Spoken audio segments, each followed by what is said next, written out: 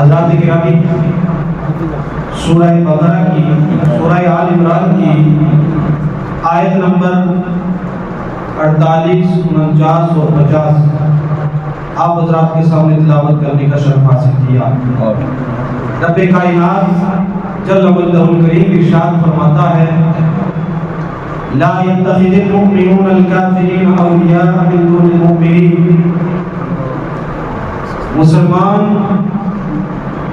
مسلمانوں کو چھوڑ کر کافروں کو اپنا دوست نہ بنائیں۔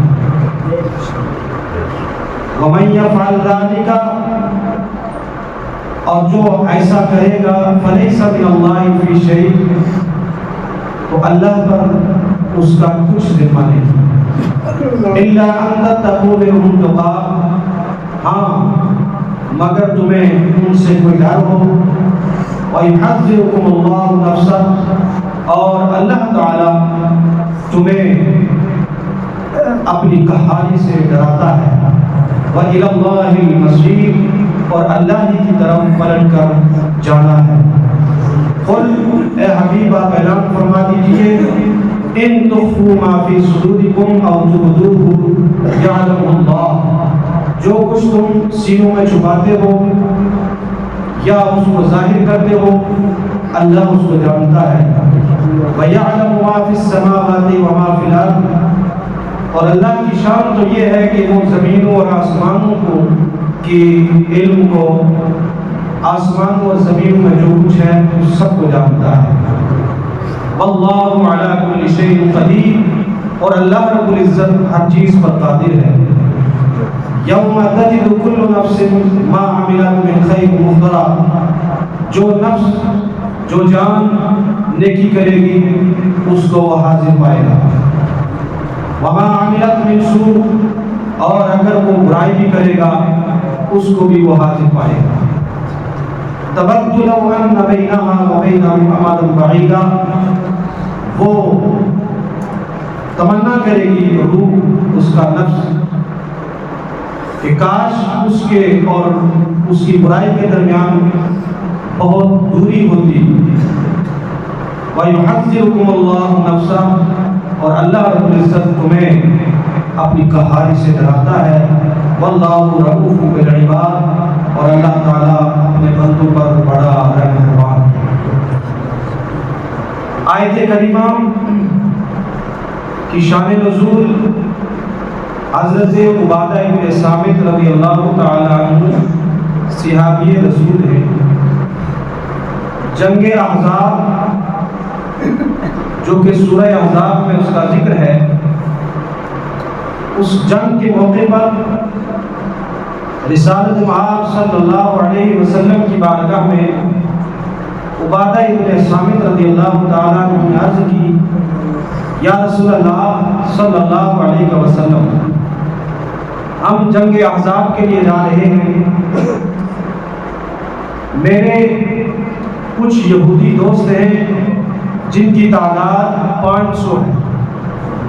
میں چاہتا ہوں کہ جب ہم ان کفار و مشرکین سے جنگ کے لیے جائیں تو ان 500 جو میرے حلیف ہیں یہودی دوست، ان کو ساتھ لے کر ہم جنگ کریں۔ یہ حضرت عبادہ بن صامت رضی اللہ تعالیٰ عنہ نے جب عرض کی تو قرآن پاک کی آیت کریمہ نازل ہو گئی۔ قرآن پاک نے فرمایا: لا يتخذ المؤمنون الكافرین اولیاء من دون المؤمنین، مسلمان مومنوں کو چھوڑ کر کافروں کو ہرگز اپنا دوست نہ بنائیں۔ حضرات، اس آیت کریمہ میں حضرت عبادہ بن صامت رضی اللہ تعالیٰ عنہ کو فوراً روک دیا گیا۔ فرمایا گیا کہ ہمارا اسلام بہت اونچا مذہب ہے، ہمارا اسلام کسی کا محتاج نہیں ہے۔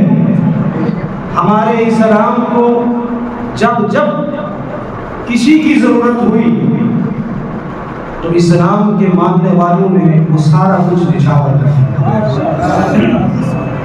آپ اندازہ تو کریں ابھی پوری دنیا میں مسلمان نہیں تھے، مٹھی بھر جماعت مسلمانوں کی تھی، اس کے باوجود رب کائنات نے منع فرما دیا، فرمایا نہیں، یہودیوں سے عیسائیوں سے آپ نے مدد نہیں لینی ہے، اس لیے کہ اسلام کی مدد کے لیے مسلمان ہی بہت ہیں۔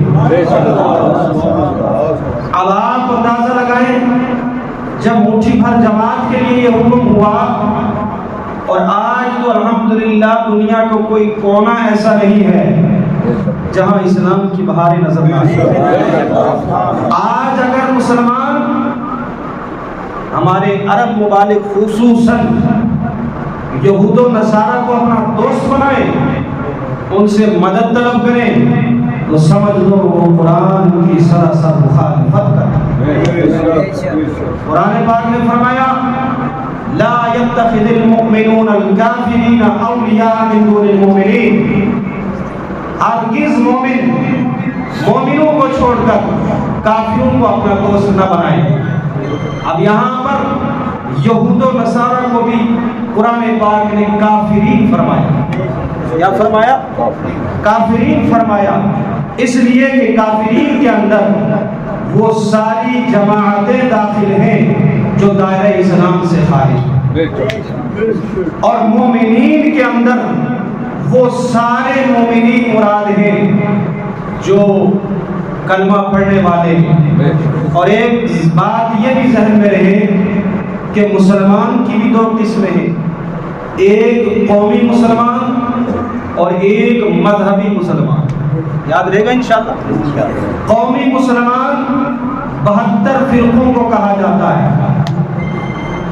جو ہے جن کے بارے میں سرکار دو عالم صلی اللہ علیہ وسلم نے خود ارشاد فرمایا کہ بنی اسرائیل میں 72 فرقے ہوئے تھے، میری امت میں 73 فرقے ہونے والے ہیں، اور 72 کے 72 جہنم میں جائیں گے، ایک فرقہ جنت میں جائے گا، وہ ہے اہل سنت و جماعت۔ آج ایک نئی منطق لے کر کچھ لوگ آتے ہیں، وہ کہتے ہیں نہیں جی یہ سارے کلمہ پڑھنے والے مسلمان ہیں۔ ہم نے کہا تیری بات مانی جائے یا رسول پاک کی مانی جائے؟ رسول پاک نے فرمایا کہ 72 جہنم میں جائیں گے، ایک جنت میں جائے گا، تو کہہ رہا ہے کہ سارے جنت میں جائیں گے۔ پتہ چلا تیری یہ منطق یہ ڈسٹ بن میں ڈالنے کے قابل ہے، ردی کی ٹوکری میں ڈالنے کے قابل ہے، اور رسول کائنات کا فرمان سینے پر رکھا جائے گا، سر پر رکھا جائے گا، اس کو مانا جائے گا، اس پر عمل کیا جائے گا۔